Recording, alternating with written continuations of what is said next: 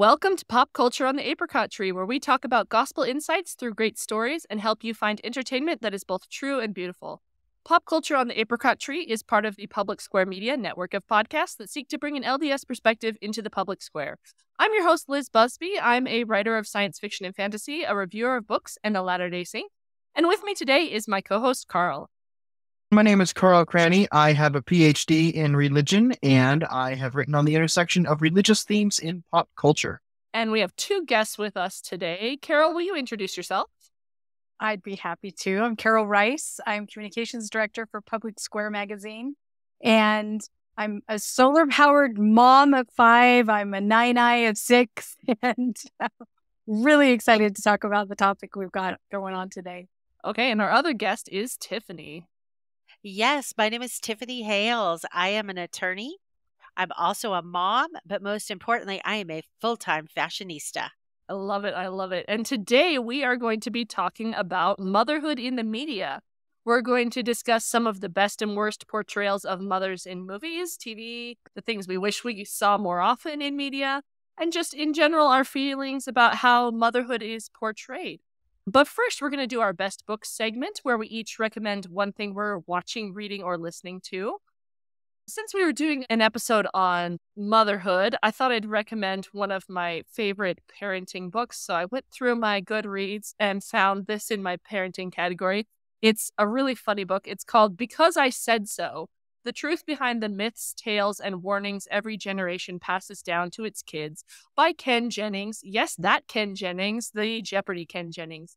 And basically, he takes all of the things you tell your kids, like don't sit too close to the TV or you'll ruin your eyes, or don't swallow your gum, it stays in your stomach for 7 years, all these things, and he investigates how true they are. So it's like a little parental Mythbusters thing, and you find out all sorts of fun facts. And Ken Jennings is just such a charming writer and really fun to listen to. So I highly recommend Because I Said So by Ken Jennings.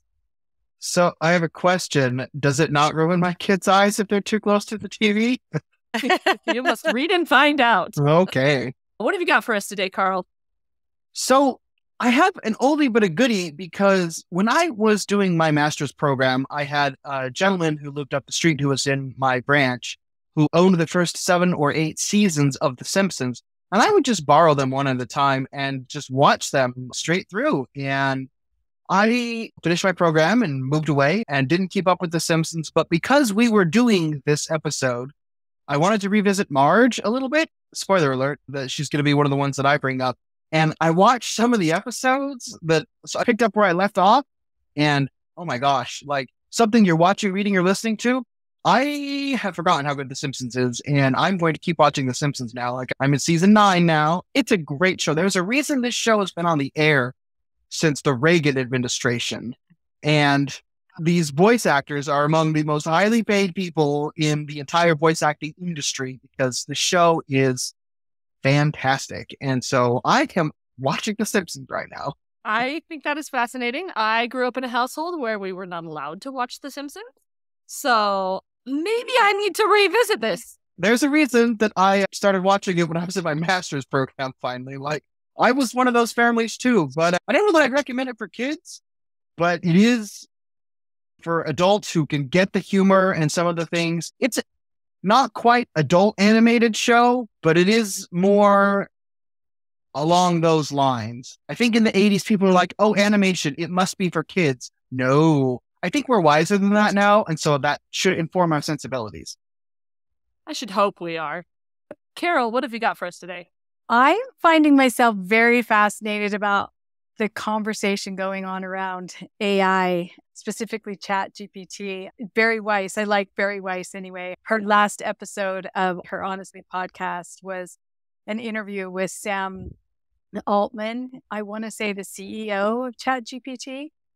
It was a really fascinating episode where I felt like they were both of them just pretty unapologetic about talking about both the things that they were afraid of and the things that they felt that would be very beneficial as a result. And it didn't feel hyperbolic on one side or the other.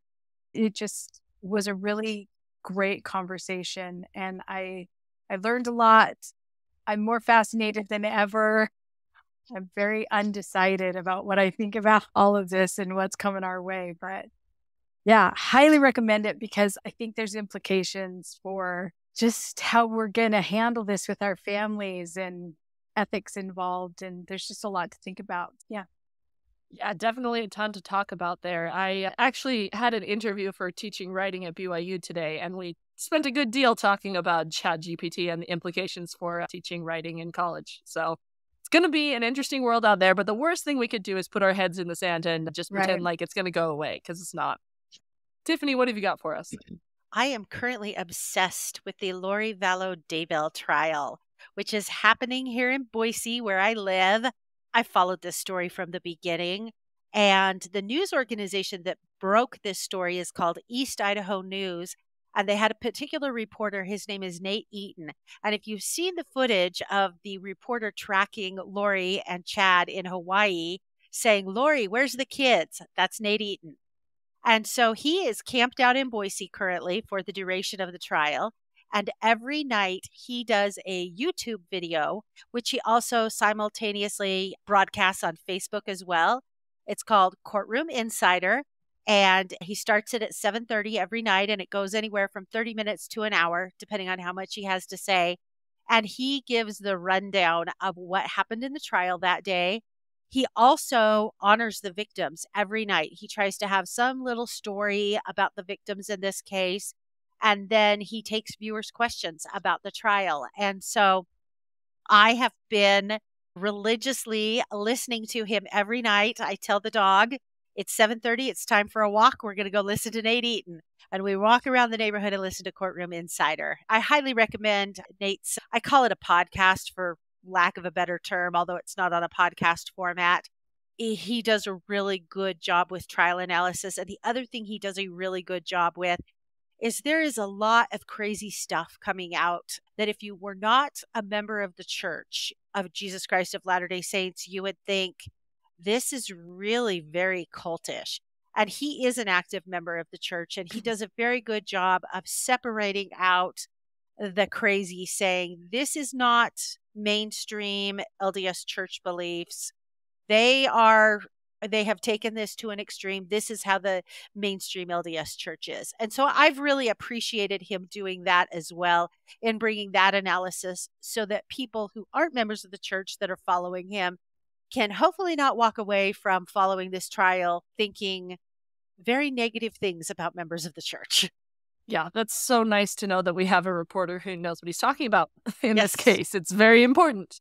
There's often a lack of religious literacy in the media, so it's very nice to have that. So true.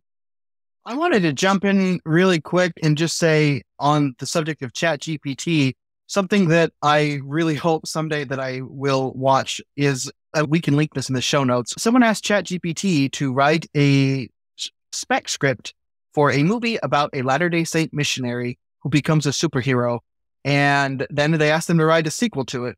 I'm telling you, I would watch the dickens out of that movie because ChatGPT created something that was so interesting. And the sequel got into some really interesting Latter-day Saint theology. And I was like, oh man, if anybody ever makes that movie, I am here for it. That would be fantastic. That's pretty cool. I'd love to see that.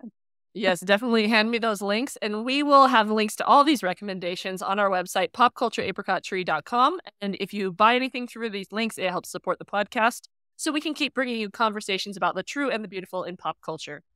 We also wanted to do a shout out to an episode, not a recent episode in this case, from one of our fellow Public Square Media podcasts.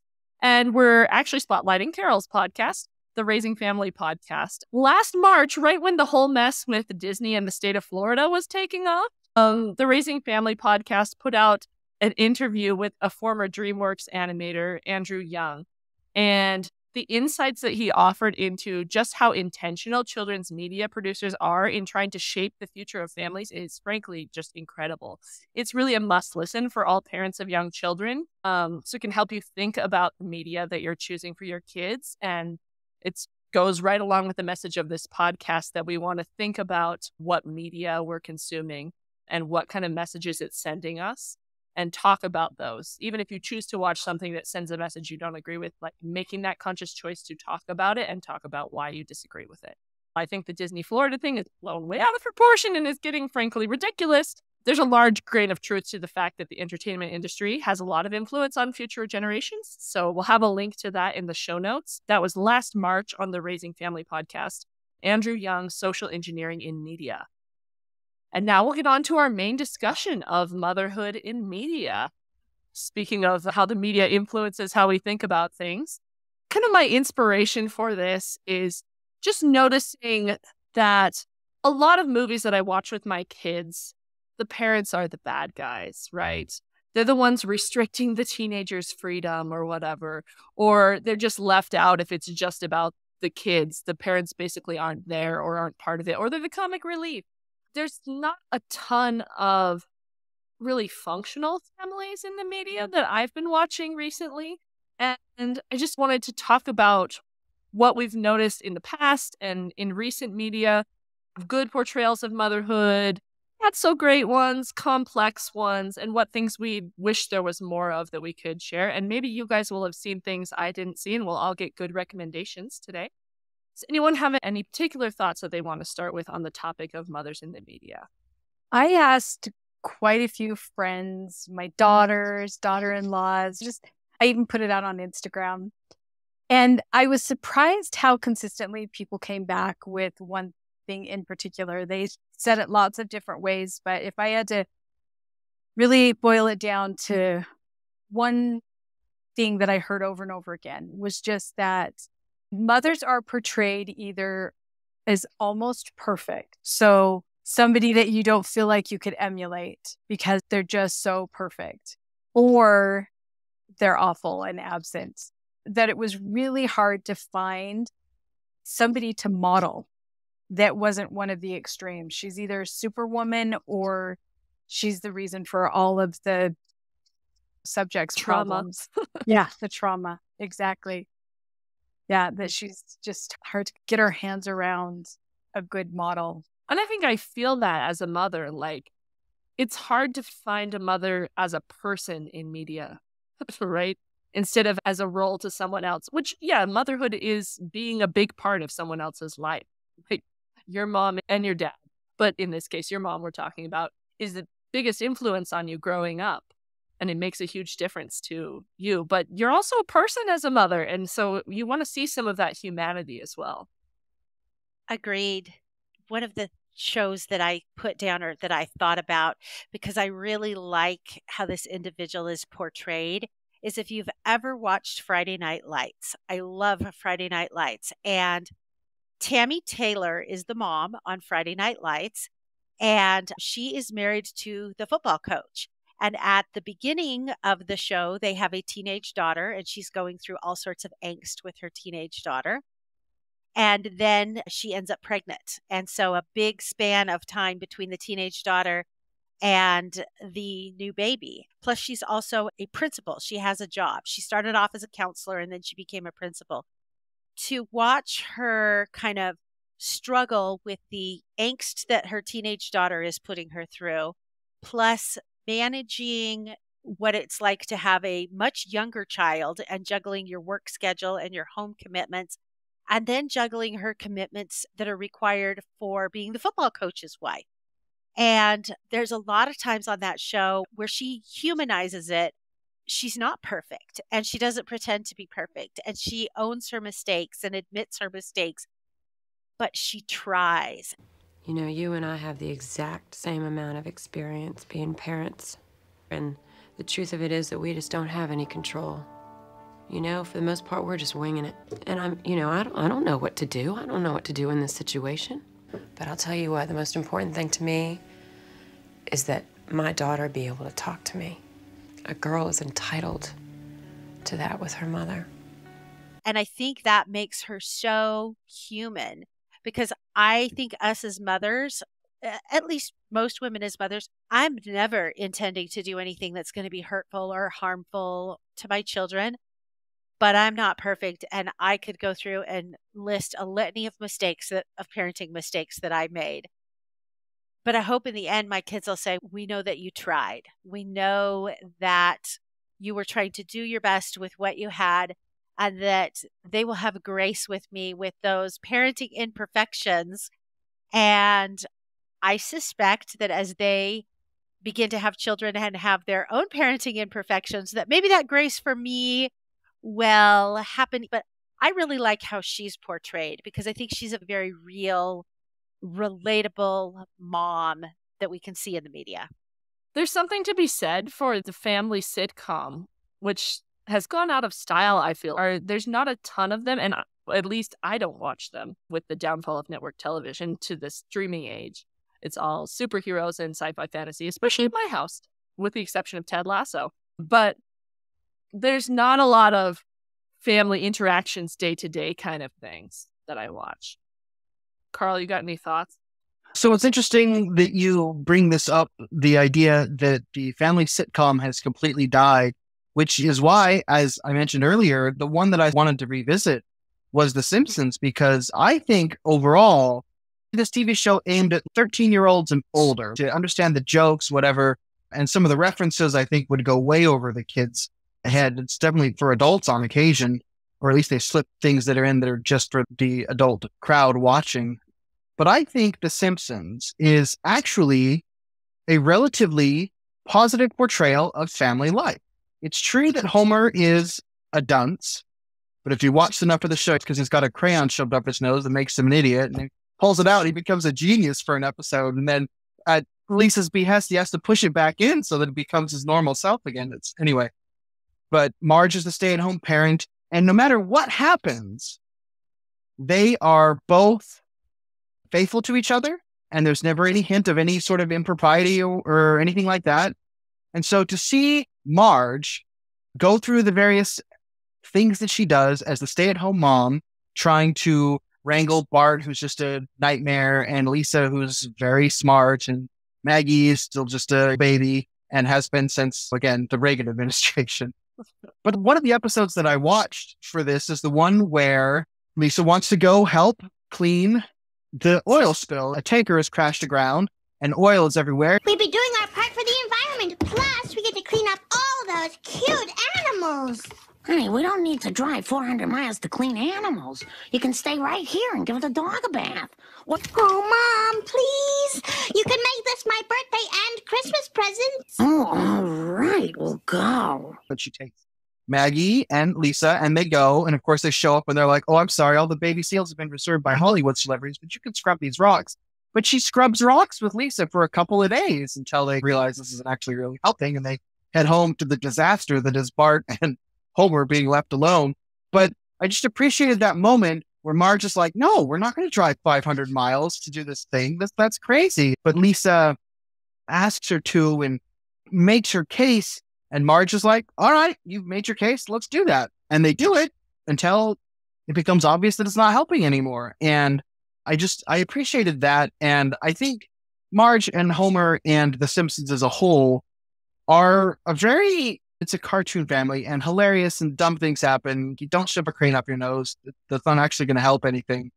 But there are long-term nuances to this show, and I appreciate all of them to show a family that is dysfunctional and yet functional through all of it is, I think, something great. And since it's been going for so long, this is the kind of thing that can be like a multi-generational TV show to watch at this point, something you could have watched in the 80s or the 90s or the aughts or the teens and now the 20s. It's been going on for a while.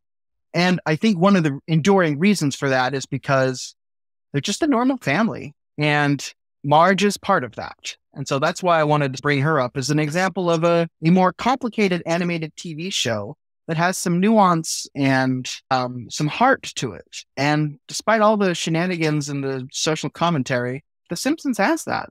I agree. One of my favorite parts about Marge is when somebody does something she disagrees with and she doesn't want to come out flat and say, I'm not happy with that. And she just goes, and you can tell she's not happy with it. And she's trying to process and decide how she wants to react.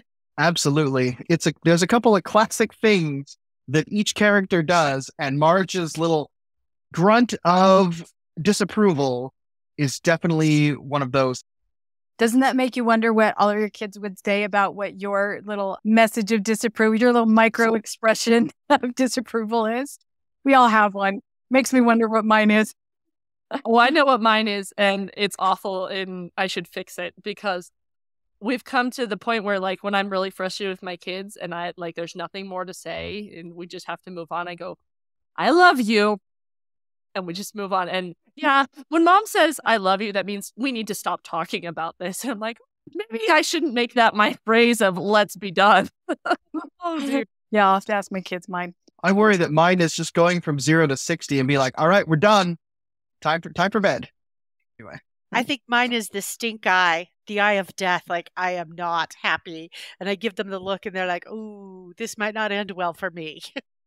Another interesting thing I was thinking about is movies about moms parenting, like the actual teaching of kids to do the right thing. One counterexample I had was the Netflix movie Yes Day. Did you guys watch this? I heard about it, but didn't watch it. So the concept is fun. That it was based on a book that came out about giving your children a day when you say yes to everything. Oh. Yeah, exactly. For those of you on YouTube, you should see the look on Tiffany's face. And yes, shenanigans ensue. They go through the car wash with the windows down and they play paintball with their parents and the kids do the mom's makeup and just all this stuff. But the part that bothered me was it's framed as our parents are no fun. They say no to everything. And what are the parents saying no to? They're saying no to building baking soda volcanoes out of your waffles at breakfast. And all these crazy things that, yeah, actually parents should say no to in order to make the family function on a regular basis. They're not super controlling parents who won't let their kids do reasonable things. They're parenting in a normal way, to teach kids how to be functioning adults. And this is a bad thing because the parents are not fun. Sometimes I get really annoyed about the idea that parents have to be fun all the time. And the best friend mom is definitely one you see a lot in the media. The cool mom. She's the cool mom. That's a good example. Regina's mom from Mean Girls. I'm not one of those moms. I'm one of the cool moms. Don't be like her. Or Donna from Mamma Mia. And I don't think very many moms really are that bad. Of course, it's comedic effect, it's media, but it hurts to see that. To see this vilifying of teaching kids to be functioning adults. And then we wonder why they're not functioning adults. Yeah. Or to have your teenagers say, why can't you be the cool mom? Why can't you do this? Why can't you let me do that and be a cool mom? As a parent of teenagers, you want to have that good open dialogue and relationship with your kids. And it just feels like it stabs at you when you say that because you're like, just like what you said, I'm trying to teach you. I want you to successfully adult. That is why I am not the cool mom, because you need to have boundaries and discipline and responsibility. Every time my kids complain about their chores, I'm like, you will be the one whose college apartment actually gets cleaned and your roommates are going to love you. I am not sending you to college not knowing how to do dishes and being a drag on your roommates like I was, because I was not taught to do dishes. I just ignored them and let my roommates do them. And I feel horrible about it now. I remember a time when my kids were little and they would learn my first name. And I remember each one of my kids went through a little stage like this where they wanted to call me Carol instead of mom. And along those lines where I would have to teach them, hey, there's only one person you get to call mom in the whole world. And there's only 5 little humans who will call me mom. And lots of people call me Carol. And you have lots of friends who are going to be your friends, but you only have one mom. And just, I think that applies a little bit to this idea of being their best friend. I feel like my kids had lots of friends. There was only one person in the whole world who was really designed to mother them. Lots of people will be mothering to them, but I'm their mom. And that was a role that I took really seriously and loved and still do. Maybe we should move on to some really bad examples in the media of mothers. Or there was one thing I wanted to say about good examples. I found it interesting that in looking at examples of good moms, how many of them that had that really good mom energy weren't actual mothers, like Aunt May in Spider-Man. And there's, from Blindside.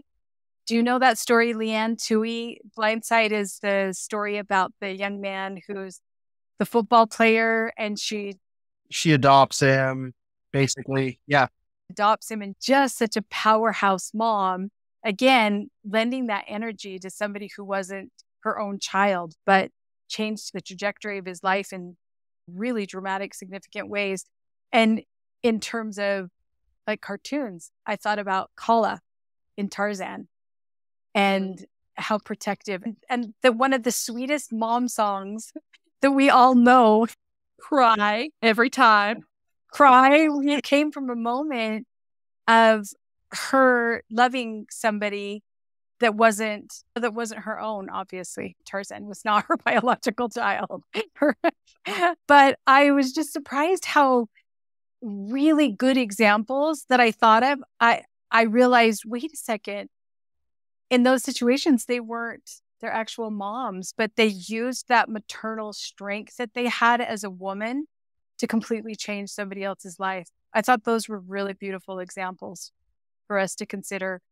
A lot of women may never, for lots of different reasons, have their own biological children, but it just really speaks to that maternal power that we have. I thought those were really beautiful examples. You're making me think also of Molly Weasley in Harry Potter, right? Everybody loves the scene at the end at the Battle of Hogwarts where she's defending her daughter against Bellatrix. But what is her real power in the series? It's the fact that she takes Harry into her house and gives him some food and knits him sweaters and does all these maternal things that make such a difference in the life of this child who doesn't have a mother figure. I thought that the examples of Mrs. Incredible was a good one too, because there's an interesting dynamic in that family where they have to protect their kids from revealing that they're superheroes to the world. And so it's just they're all playing Clark Kent, right? Like they're these really superpowered people, but they have to be these mild-mannered suburbanites. But Mrs. Incredible is very capable. Like the whole scene where in the first movie where they are on the jet and she doesn't know the kids have stowed away and then the missiles are coming at them. And so she's doing all the flying the plane thing while giving her kids orders and everything. And they're, for the first time, really understanding like what their mom is and how she's trying to both help them come into their own while trying to not be overbearing and protecting at the same time. And there's just, obviously it's a fantastic situation because they're all superheroes with superpowers, but there are a lot of really good things in that movie about the family dynamics of the Incredible family. And I thought she was a good example as well. Also, we had to put this in the show notes. There is a great alternate opening scene where they're at a barbecue and she's like, "Oh, I'm a stay-at-home mom now." And everybody's like, "Oh, you're a stay-at-home mom." And she like has to totally go at and defend being the stay-at-home mom. Wait a minute. You consider raising a family nothing? Well, it's fine if you're not suited for more substantial things. Do you have any idea how much suffering would fail to take root if more people were just good parents? Well, What's more important than that? What kind of job? A job saving lives? Well, What about confronting evil on a daily basis for years so that people like you can sleep in safety and security? Would you consider that kind of job substantial? Yeah, I would. Yes, I would. Well, that's the job I gave up for my new job, raising a family. And nobody's going to tell me it's any less important. And she gets a little angry at them. So they're like, "Wait, what was your job before?" So then she has to, We have to go. "We have to go." Yeah. But it's a great little scene. And I kind of wish they put that in the movie because we need more people just given what for our stay-at-home parents. Stay-at-home moms in this case, but I'm a stay-at-home dad. I got to throw that bone in there as well. Yeah.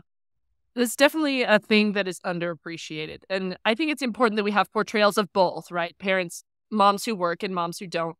But yeah, like showing that is something that is valid and helpful. Like you were talking about, Carol, with that maternal energy to nurture people to become their best. And that's definitely something Helen in The Incredibles does really well. She helps those children find who they are by nurturing their talent and treating them differently based on who they are, right? She knows that Violet is shy, needs to be coaxed out, and that Jack needs a little bit more limits and some consequences when he's not behaving well. And she does some real parenting in that. Yeah. I asked ChatGPT for contemporary examples.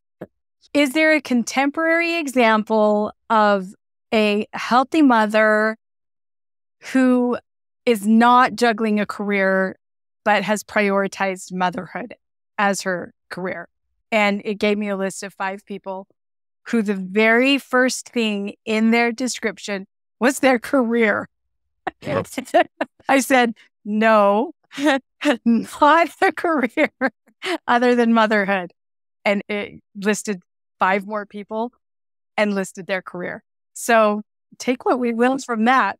There's something to be said for we need some balance in the media, right? Representation matters. And so representation of all different kinds of mothers matter. Whether they're people who are mothering who are not actually mothers, or people who have a career, or people who stay at home, grandmothers, all of these are important in the media, and we don't see enough of them. I feel like there are a lot of examples in older media, too. When we were brainstorming some positive examples, the one that, like, my mother idol is Marmee in Little Women, because she's amazing and always knows what to say and do and raises those girls to be great people.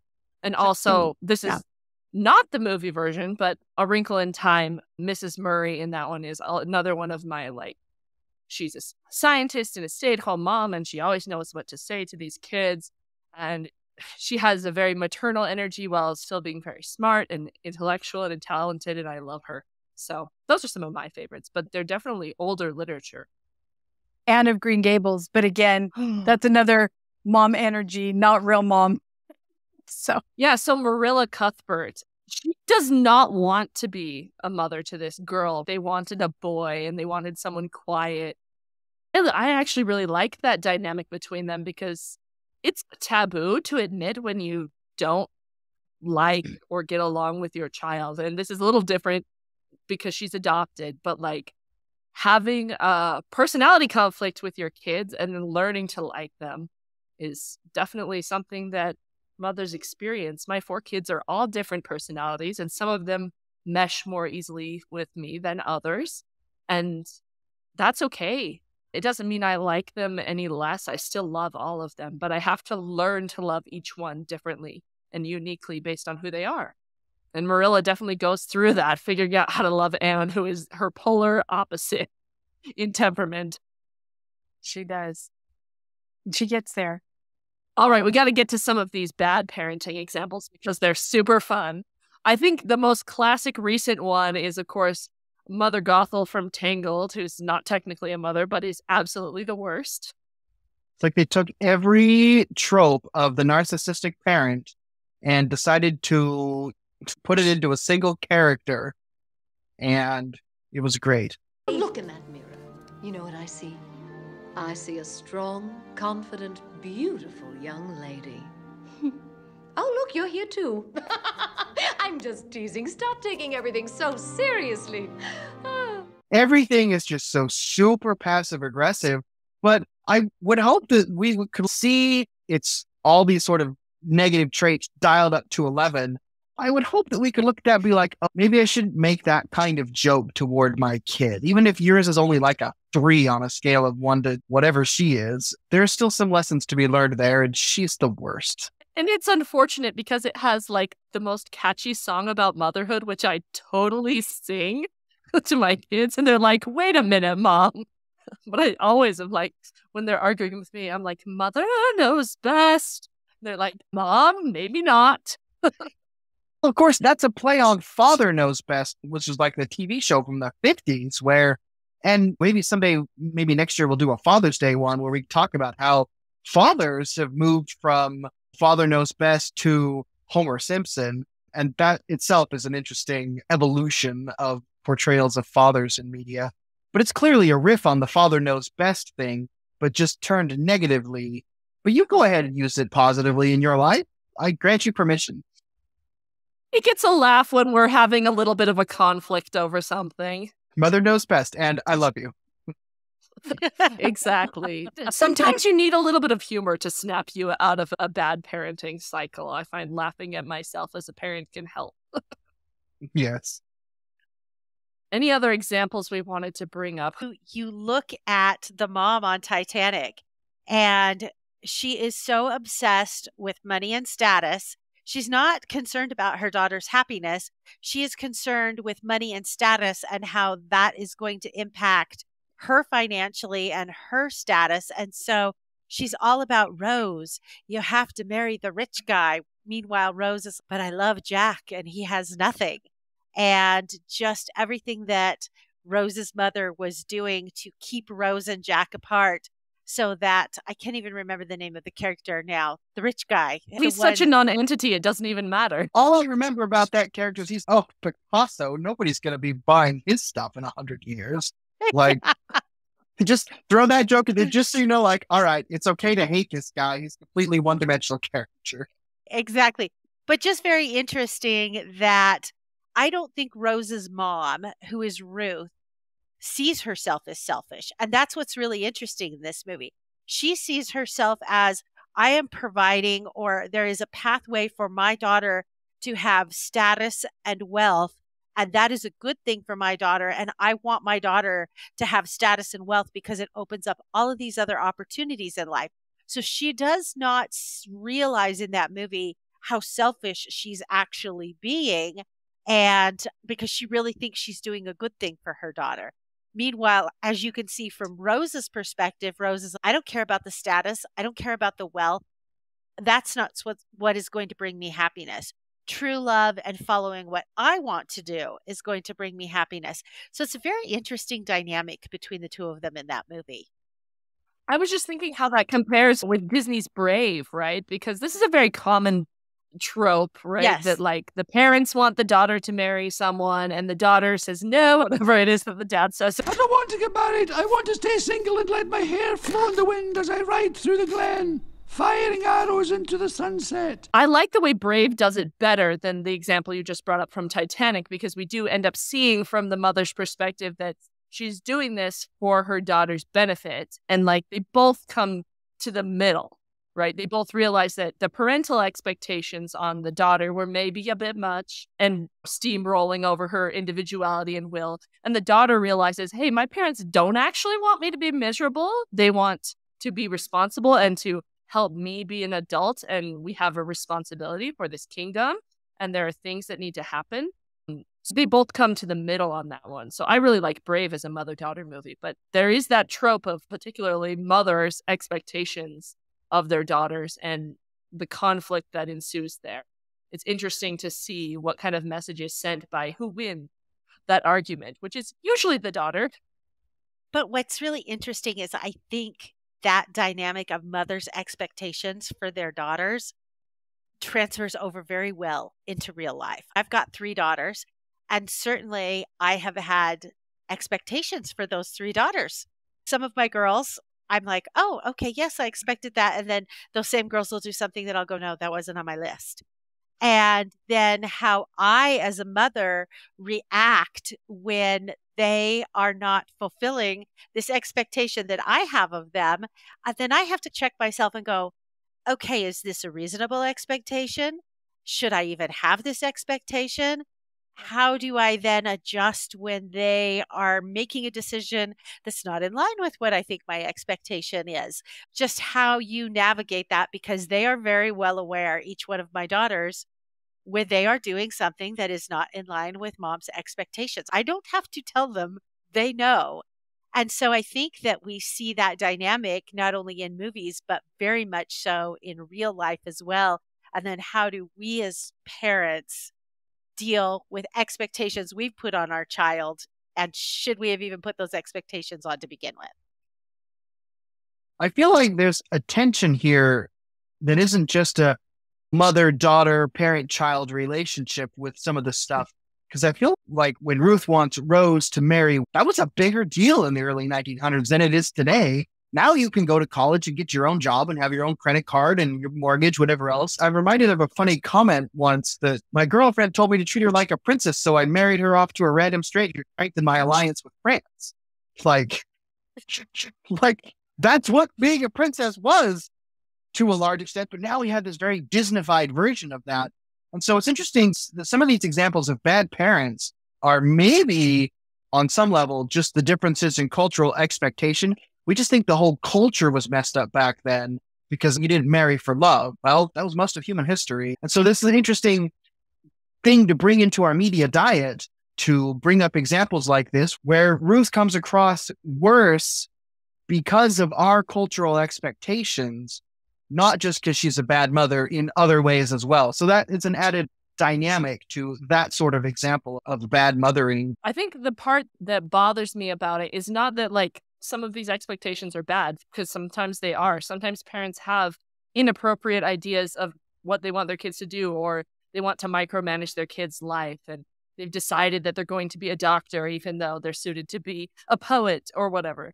The problem is when we get this media narrative of the protagonist is always the child, and throwing off the expectations of society and their parents is always the good choice.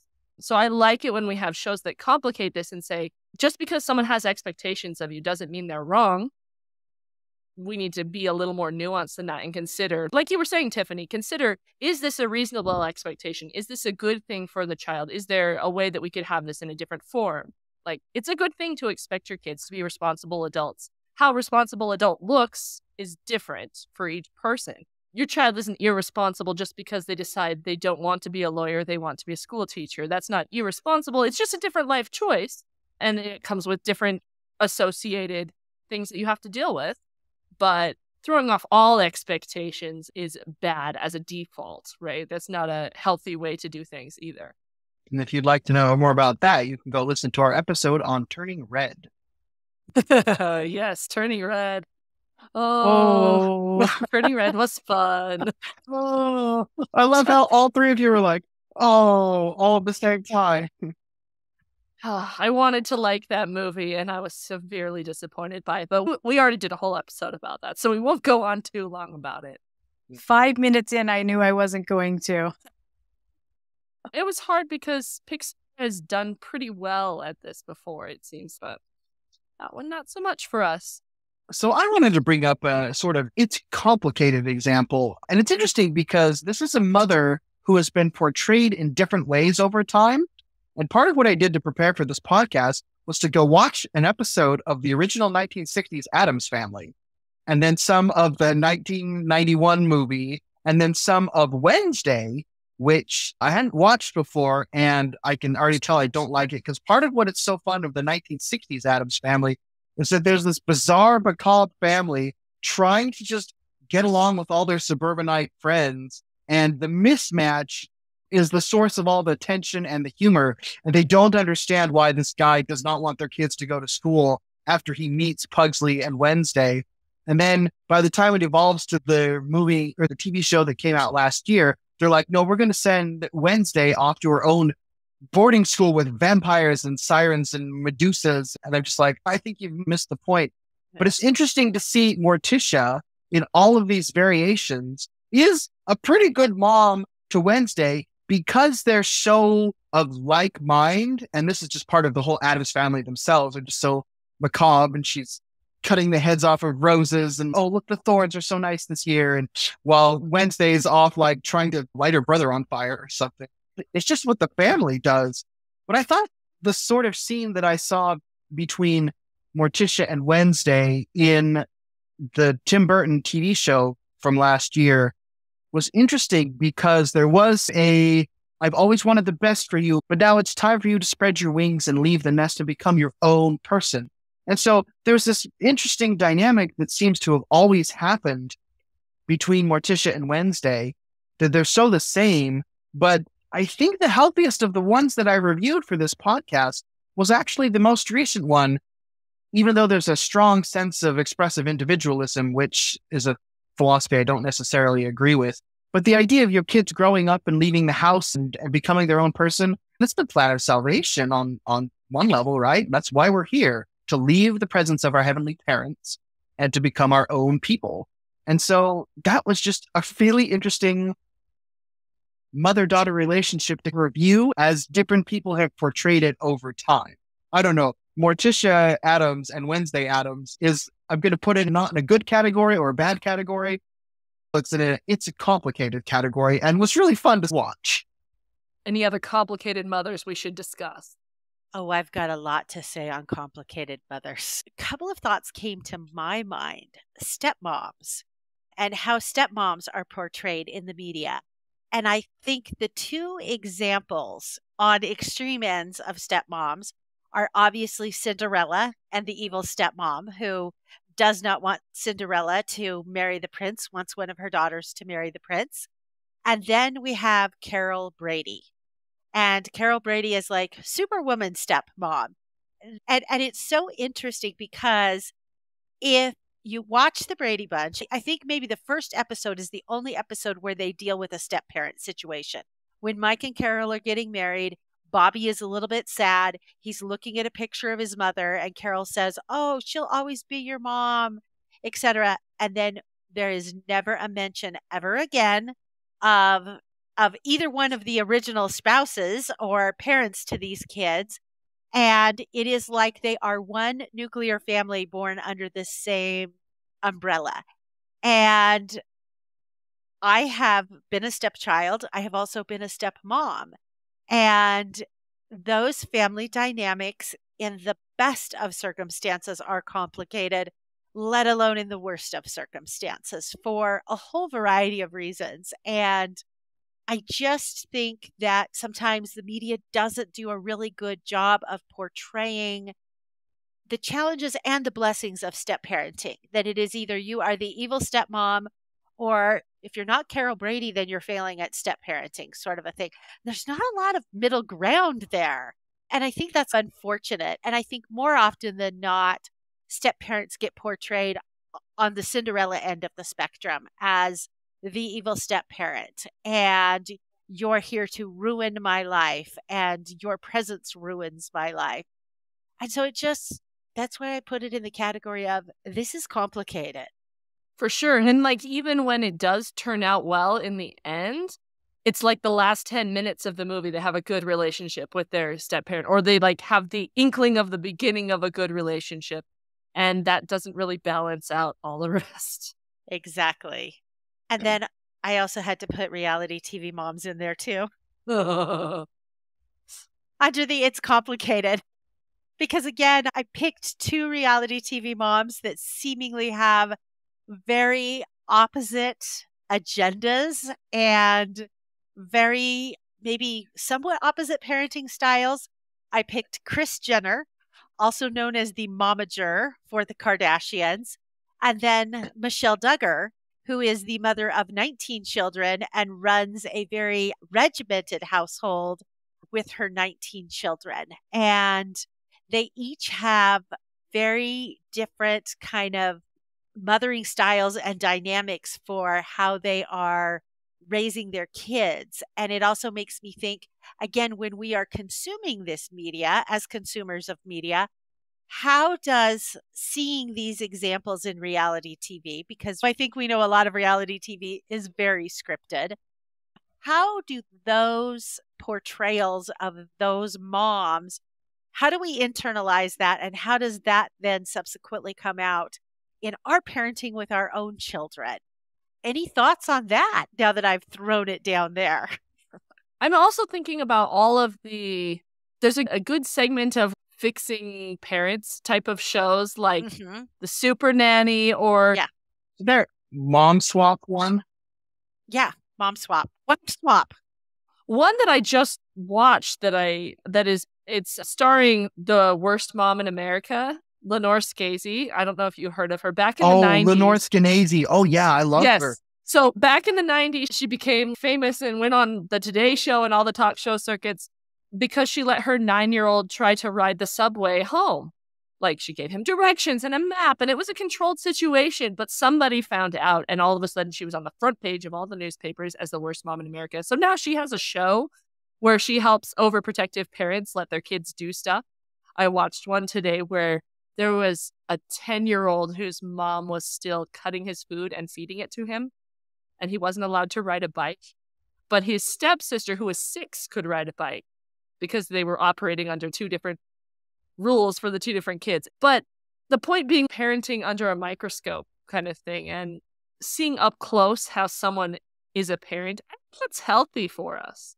These reality TV parents, or even like the Instagram parents, of whom there are many members of our church who are momming on Instagram. I don't know if it's good for us as a people, because I know my parenting wouldn't hold up if somebody followed me around with a camera 24/7. Like, we're human beings. So 2 points. One, the Instagram moms, they are not followed around 24/7, right? This is part of what is so toxic about social media, is people will only post the good stuff. In that moment where like I freak out, I'm like, all right, we're done, we're going to bed. Like, that doesn't end up on TikTok, right? That's not a moment that I put up on social media. And so of course that doesn't measure up. I got to go dig this article up and we can put it in the show notes, but there was a fascinating article a few years ago by an atheist, like hardcore feminist woman. And she basically confessed, I think it was either in Slate or maybe it was in Jezebel. She's like, I can't stop reading Mormon mommy blogs because they're so amazing.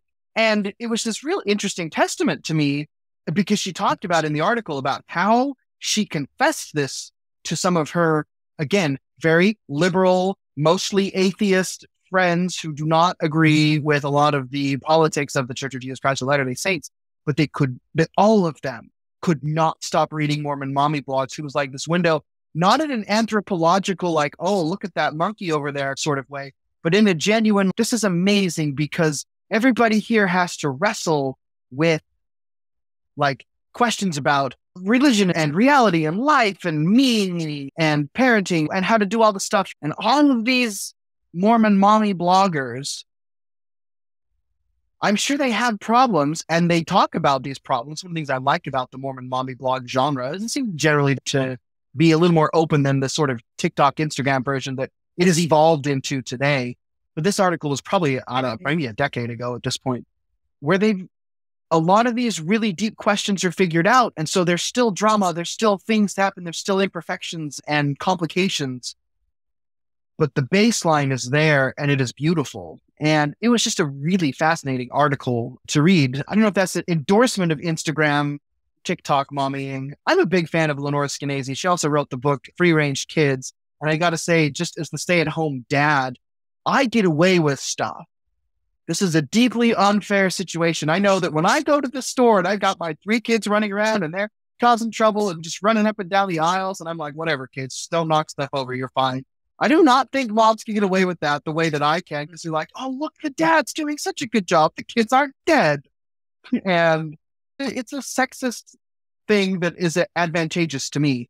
And yet I find deeply problematic in some other ways as well, even if I'm glad that I get to take advantage of some of that stuff. So that's a defense a little bit of Mormon mommy blogger stuff and a caution about Instagram and a plug for free range parenting, which is legal in Utah for all of you who live there. And I remember that article because I think we covered it on This Week in Mormons. And so I don't think it's as old as you think it is, because I'm pretty sure that my sister and I covered that article on our podcast. And I do remember her just being so fascinated with all the pretty pictures and the decorated houses and all of that stuff as kind of a kickback to a different generation, and so different from what her life experience was.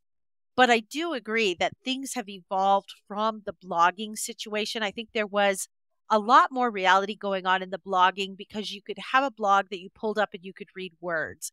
And we've gone away from that blogging to Instagram and TikTok, which are based primarily on visual. And so you have all sorts of filters that are used on Instagram and TikTok. And it's more so about the quality and the content of the picture than really what reality is. The picture needs to look pretty. And I think it's one of the reasons that our church leaders really warn us about social media and how much time we're spending on social media and the things that we're looking at on social media. Because if I'm a young mom and I'm scrolling through Instagram and TikTok and I'm seeing these other young moms that have what appear on its face to be these perfect lives and pretty houses, and my house looks like a mess. How then am I feeling about myself? And it has to have some sort of an impact. And I think we're fooling ourselves when we say, oh, I just look at this and it doesn't have an impact on me. I think that there's no way that it can't have an impact. It has to have an impact. And it's hard. It's complicated. That's why it's under the it's complicated category. My article was from 2011. There might have been a different one. Oh, okay. And it's not there anymore. I think it comes up every once in a while. Like it makes the rounds. Anyway, I found the one I was referring to on archive.org. We can put that in the show notes. Perfect. I think the one that we covered was one that came out during the pandemic when everybody was home scrolling, and someone was scrolling these Utah Instagrammers, Mormon mommy bloggers during the pandemic going, wow, that's not what my life looks like during the pandemic. Yeah. This is why, how many years ago? I think it was 2 years ago. I wrote an essay about the Mormon Mom Playgroup as a really important thing for me as a young mom, and how that kind of has died out. Like even over the course of my stay-at-home mom career, I saw it get just be less and less of a thing. But I think there's such value in being around other moms and seeing the reality and getting that reality check. And definitely when we're living at home and only seeing people through a filter, we miss out on some of that, what it's really like to be a mom. And it's definitely an advantage we have going to Relief Society twice a month and hearing stories from other people. And hopefully people are willing to be honest and vulnerable about what's going on in their lives and not paper over it like Instagram, but really share the things that they're struggling with so that we all know we're not alone. We do playgroup in my ward, and there are a couple other dads who show up, so I'm not alone, but it is a marvelous institution, and I'm sad to hear that it's died out elsewhere. I think for me, as a result of the housing in Seattle, it's extremely expensive to live in the area that we lived in. And so people would be in our ward when they had 1 or 2 young kids and could live in an apartment. And then when they wanted a house, they had to leave. And so hollowed out the playgroup and the primary experience. So any other thoughts? Carol, did you have anything? Just that idea that how often we're seeing an attitude of the children being so much smarter than the adults. I know some of that is to appeal to children, to be an empowering message to them, but it goes far beyond that in a lot of the movies that we see. I don't have young kids at home, but I still have my little grandkids around. And there are a few that I've noticed that with where the kids are bossing the parents around and they're the ones who know better. And they're the ones who are just, all knowing, the ones who fix everything. I'm thinking of Pinkalicious, and as cute as that is, she's pretty bossy pants. I don't know how long that would have lasted in my house or how many adults really enjoy children like that. But things like that where the kids are just the ones who know best. And there seems to be a little bit of a trend along those lines. And I do worry about that because I don't know where children are learning that there's wisdom that their parents have. If dad's always silly, if mom's busy, and the kids always know best. I think Encanto shows that. I think Coco shows that. I think there's a lot of those movies. The Gilmore Girls definitely fit that trope. There is no teenager who is as smart as Rory. I'm sorry. She was written in a lab by a bunch of writers and played really well by Alexis Bledel, but that is not a realistic expectation of what you're like as a 13-year-old girl. Agreed. Says someone who wasn't ever a 13-year-old girl, so maybe I'm wrong, but I'm pretty sure that's a reasonable comment for me to make. Yes, having been one myself and raised them, I would agree with you, Carl. Okay, excellent. I think there is a trend from that. Like you were saying earlier, in the 50s and such, it was father knows best and talk to your parents and they'll help you cope with situations. And that's not so much the case in modern media overall as a trend. And maybe one movie like that is not a problem, but the trend is a problem. I feel it's important to expose my kids to some older media so they see this kind of thing where the parents are good parents and they're actually useful people to consult with when you have a problem and not the problem themselves, which is a nice thing to see. This is my plug for the 1960s Addams Family again, because it was such a scream to watch some of those. Anyway. Yeah. Oh. No, I just think that we have this idea that the children are smarter or they're turning to institutions instead of their parents. That's unfortunate. All right. Thank you for this lovely discussion on motherhood. I hope everybody has a good Mother's Day, however you choose to celebrate it. You can follow my writing and book reviews on lizbusby.com. Carl, where can people find you? I'm on Twitter at Carl Cranney. And Carol, where can people find you online?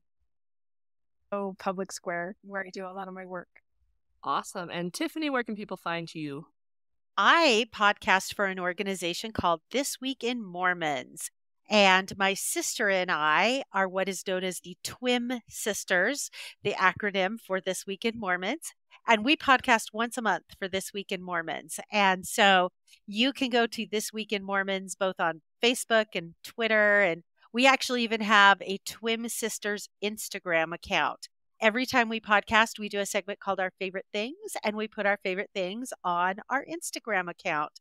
So you can go to This Week in Mormons and you can hear myself and my sister. And then the other weeks when we're not podcasting, there are a variety of other hosts who podcast on TWIM. So you get you get a flavor, a charcuterie board of podcasting hosts at TWIM.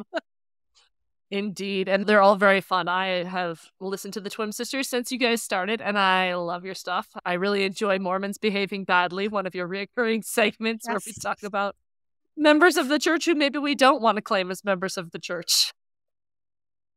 Thank you for joining us this week. If you've enjoyed this episode, please share the podcast with a friend who enjoys good movies or TV. And good conversation. And you can subscribe on the podcast platform of your choice and leave us a rating or review. And we'd love to hear your thoughts on this episode or any other episode. Do you have a favorite mother in media or maybe least favorite mother in media we didn't mention? You can send us a message via email, social media, or on our website. It really makes our day as podcast hosts to hear from you. Carl, can you tell us what we will be discussing in our next episode? So next time we will be discussing Bluey, the Australian animated TV show about a family of anthropomorphic dogs and the hijinks they get up to through the course of their lives. It's one of those shows for kids, but where it's obvious, at least to me, that the writers have both children and adults in mind when creating their little 7-minute long episodes. So be ready for that discussion on Bluey in 2 weeks. And this has been Pop Culture on the Apricot Tree, encouraging you to seek after everything virtuous, lovely, of good report, or praiseworthy. We'll see you next time.